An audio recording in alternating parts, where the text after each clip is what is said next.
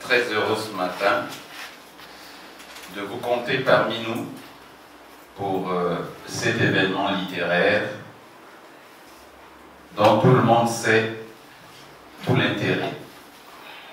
Mais avant tout, à tout seigneur, tout honneur, le maître des lieux a un mot de circonstance qu'il va bien pouvoir prononcer. Sous vos applaudissements.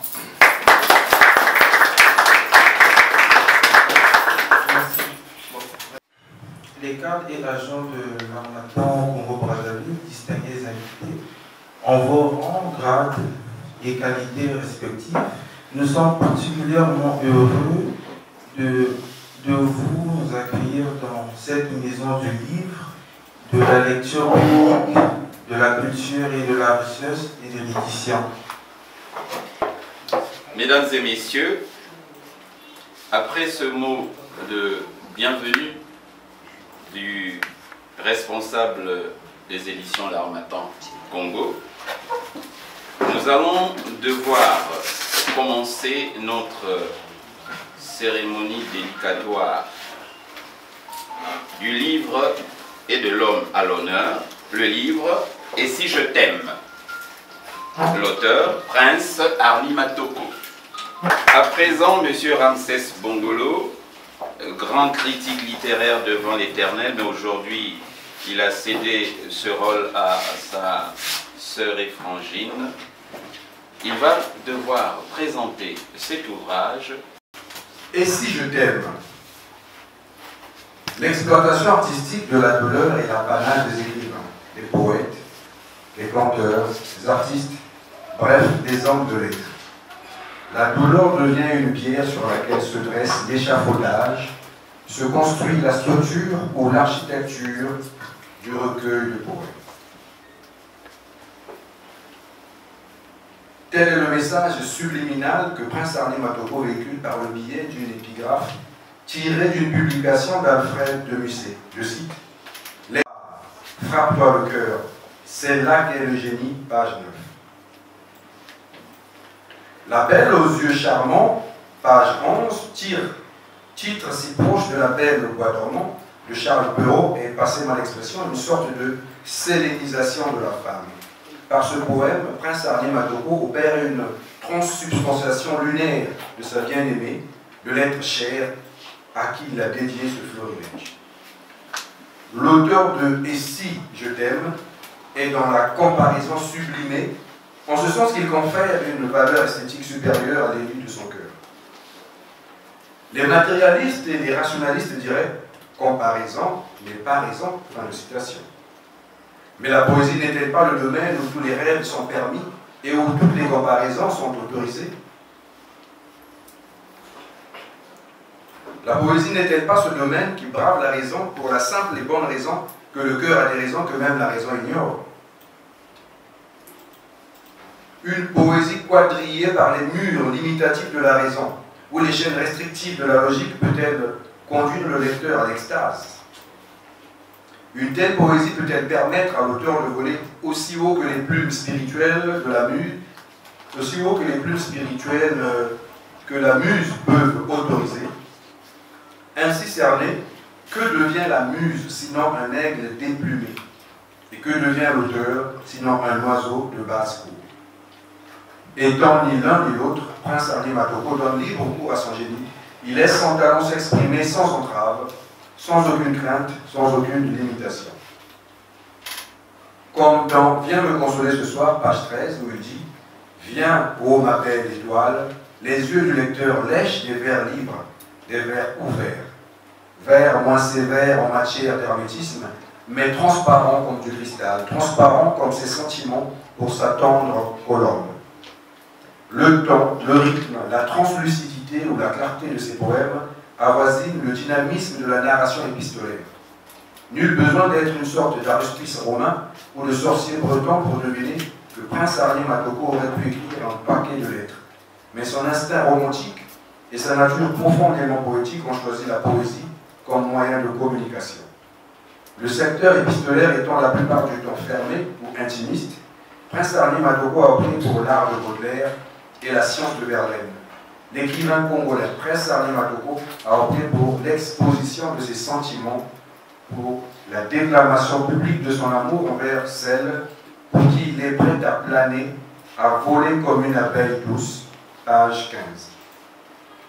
Dans le secret d'amour, page 17, le souffle poétique prend la forme d'un monologue intérieur. Mais très vite, l'artiste reprend son pinceau poétique dans l'or qui coule de ses yeux, page 19, pour peindre un tableau à la frontière entre l'onirisme et le lyrisme, le rêve et la poésie.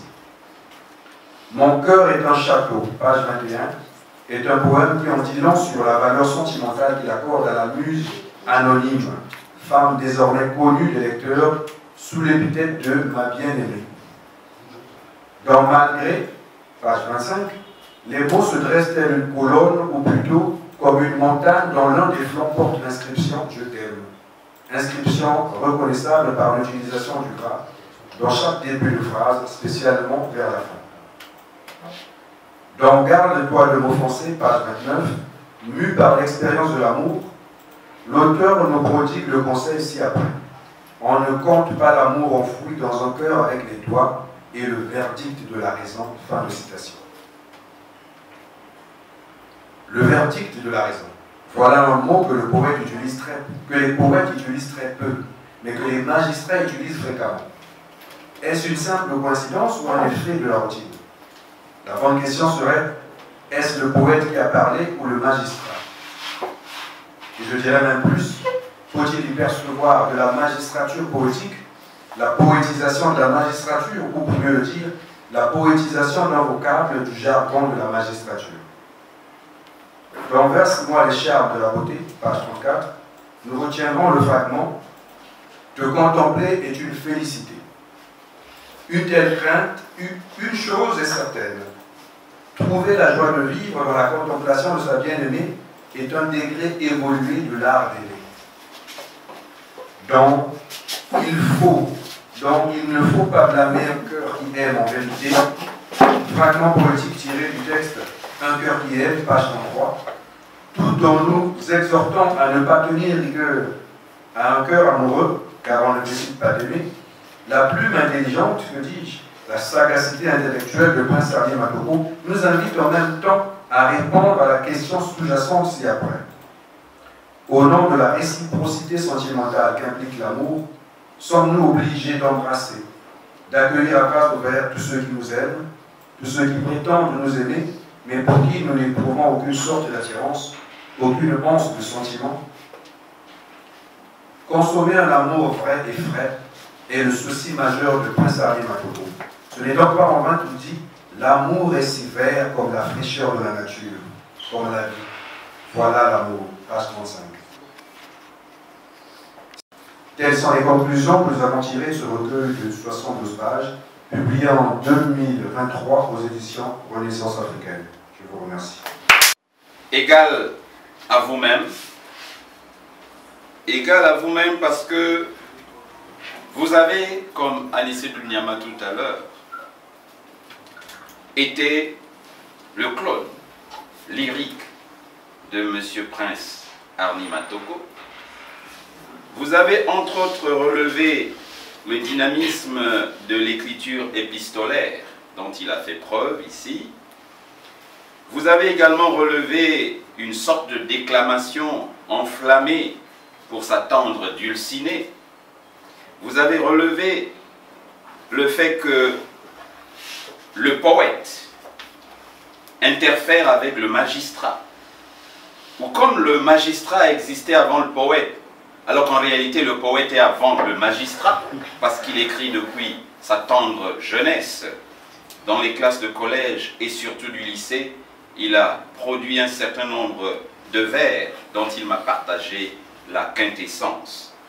Vous avez relevé l'expression de sa fantaisie affectionnelle. Ah, j'ai aimé cette création ramsesmique, parce que c'est formidable. On peut applaudir.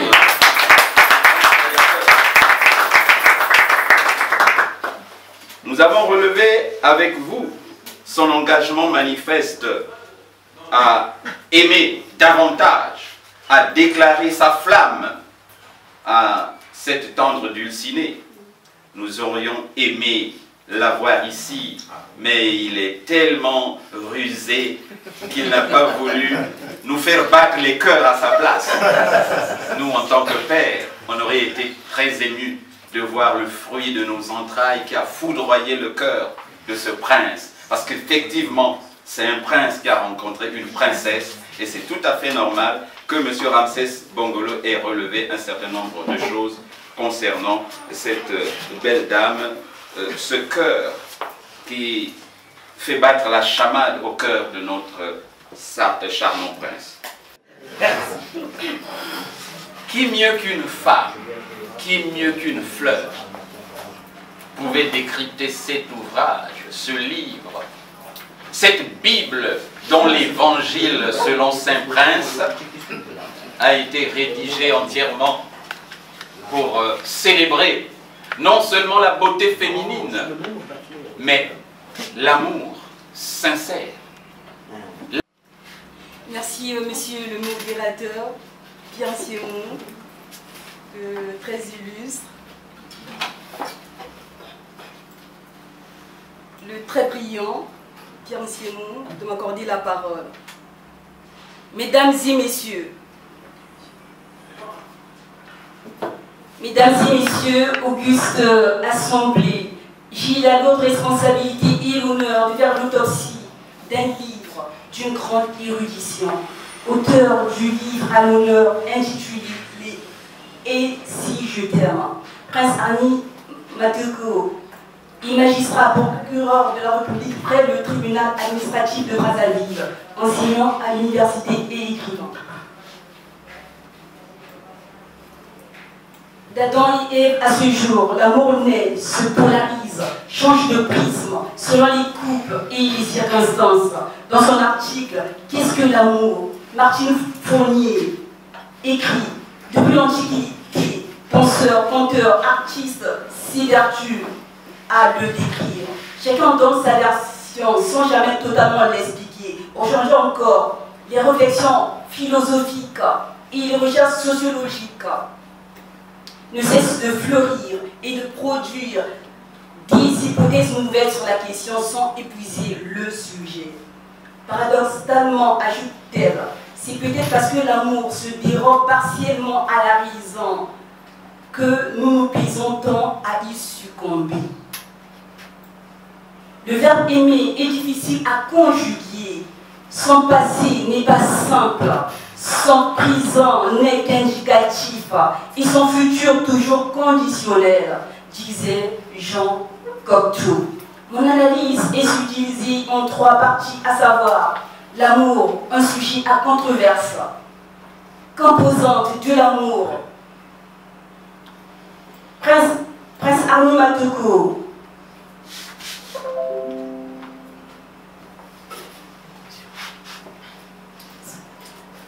Et la passion amoureuse, l'amour poétisation des styles classiques et innovateurs. L'amour, un sujet à controverse. Les philosophes épris de rationalité se méfient généralement de l'amour comme de la peste. Mais cela ne les empêche pas de se pencher sur ce grand mystère. Les plus grands penseurs de Platon à Jean-Paul Sartre ont livré leur vision du sentiment amoureux. À propos de la dialectique ou de l'amitié de l'amour, Aristote met davantage l'accent sur la philia, amitié, affection, que sur l'éros, amour physique.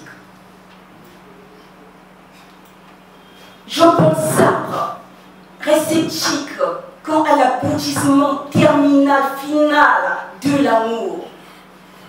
Un amour, une carrière, une révolution, autant d'entreprises que l'on commence en ignorant leur issue.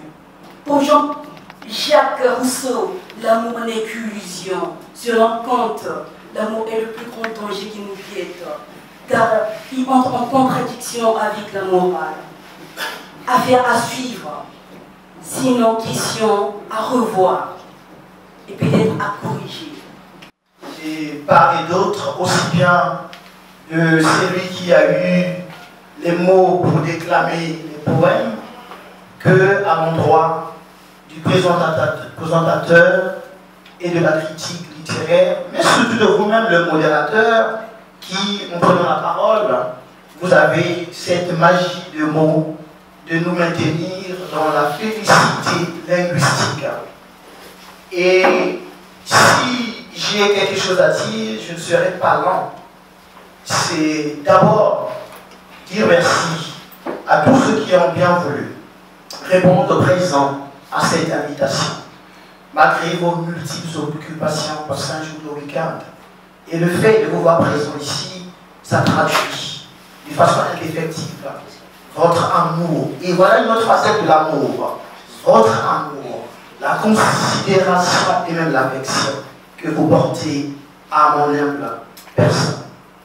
Mais aussi merci à tous les panélistes, parce que vous avez vos multiples occupations, vous avez sacrifié une partie de vos heures, de votre temps, pour plonger votre regard approfondi dans l'œuvre et ressortir des choses que moi je n'aurais pas imaginées. C'est une merveille de vous entendre, c'est agréable de vous écouter, et je ne peux qu'être fier de vous, je vous dis merci. Et qu'en est-il du livre? Le livre, comme vous avez constaté, il est intitulé « Et si je t'aime ». En lingala, on répète « Ce qui n'a l'ingéo ». En kutuba, « Si me zolgi ». Et en anglais « If I love you ». Ça veut tout simplement dire que l'essence et l'existence même de l'architecture de la vie humaine est en principe subordonnée à l'amour. Sans l'amour, nous ne serons pas là. L'amour, pour moi, il doit avoir des sens en toutes choses. C'est pourquoi je me fais comme chantre. Je ne suis pas comme le Salomon de la Bible, mais chacun doit être Salomon de sa propre femme et de son propre mari, de sa propre fiancée. Il n'y a pas que Salomon qui a dû chanter l'amour pour cette tendre et belle nègre, mais il y a aussi chacun de nous, dans quelques minutes de ce soir, dans l'intimité. Certains n'ont pas le courage, l'audace de traduire notre nom à travers un livre. Mais ce que j'écris ici, en réalité, n'est pas forcément le reflet de ma propre vie. Non. C'est aussi une part de fiction que je partage et que chacun peut partager. Et cette part de fiction, elle peut concerner chacun de nous. Mais il y a aussi une part de réalité. Effectivement, je suis parti d'un fond de réalisme pour bâtir ou construire cette œuvre. Cette part de réalité, c'est celle qui a profondément marqué ma vie. Parce que j'ai trouvé la pointure de ma chaussure, sentimentale. Et quoi de plus beau que d'honorer celle qu'on aime? Quoi de plus agréable que de dire à celle qui occupe une place de choix sur le trône de notre cœur que nous avons, certes, passé des moments difficiles, mais malgré le temps qui passe, malgré les outils du temps, malgré les circonstances, l'amour demeure intangible, il ne change pas. Donc pour moi, c'est une œuvre, et je ne dirais pas lent.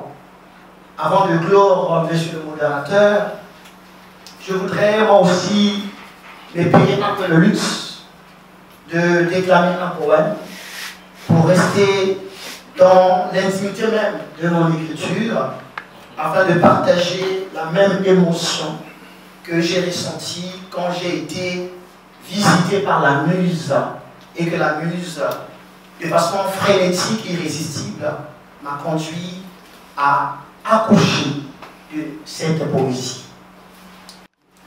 Et si je t'aime, pour toi, je volerai comme une abeille douce, à travers la fenêtre de ton cœur, à la quête du jus merveilleux d'amour, tout en s'annotant les mots qui me sont chers. Je chanterai pour toi l'amour, ces mots gonflés des eaux d'amour, comme un enfant qui, avec ses premiers mots, exprime son attachement à sa mère. Pour toi, je viendrai souffler tout doucement à tes oreilles ma chanson de cœur que tu m'as ravie, ma chanson d'amour délicieux qui dit que je t'aime fort comme la mort. Pour toi, je viendrai pour savourer ensemble nos fruits d'amour, que le bonheur soit notre soleil, comme deux enfants bien-aimés que rien au monde ne peut les unir.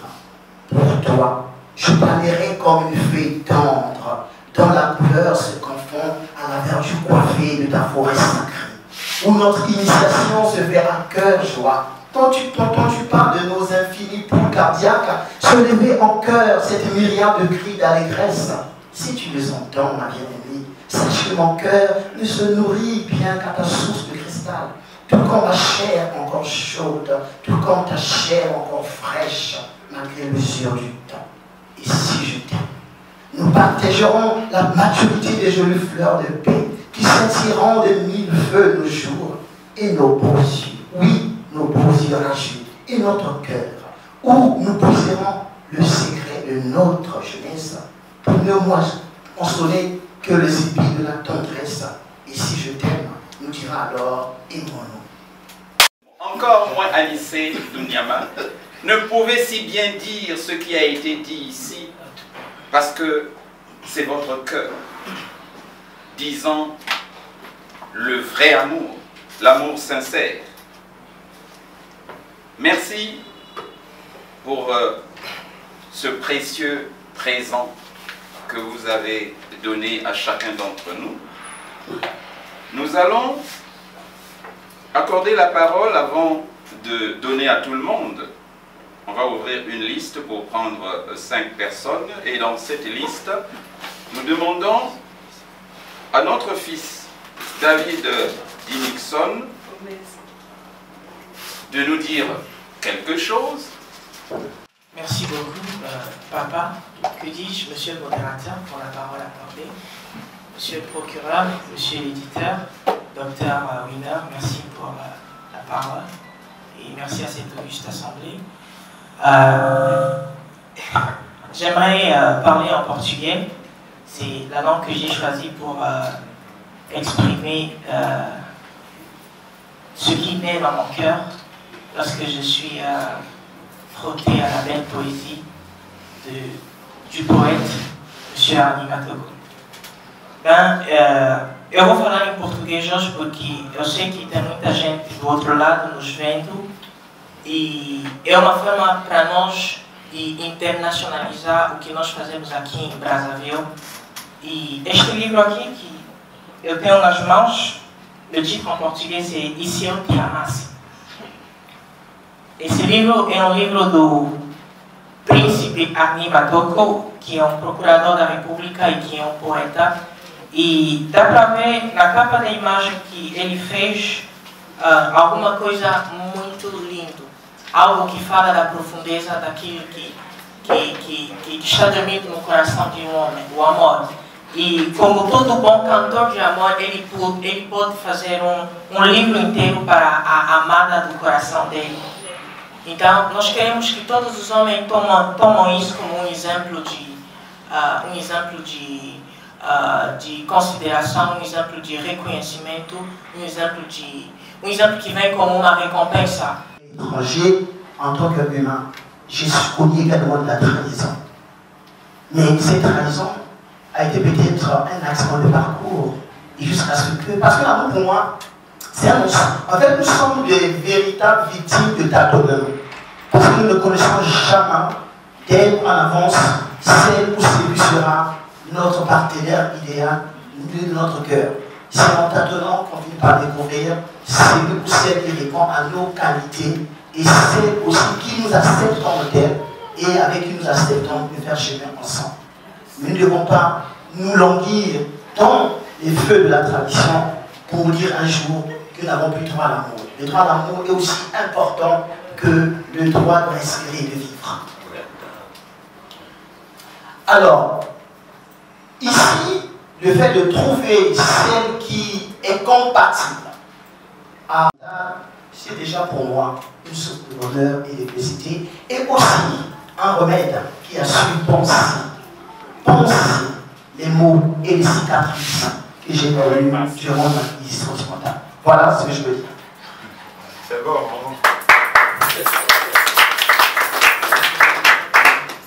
Si vous êtes demandé de définir l'amour, que direz-vous?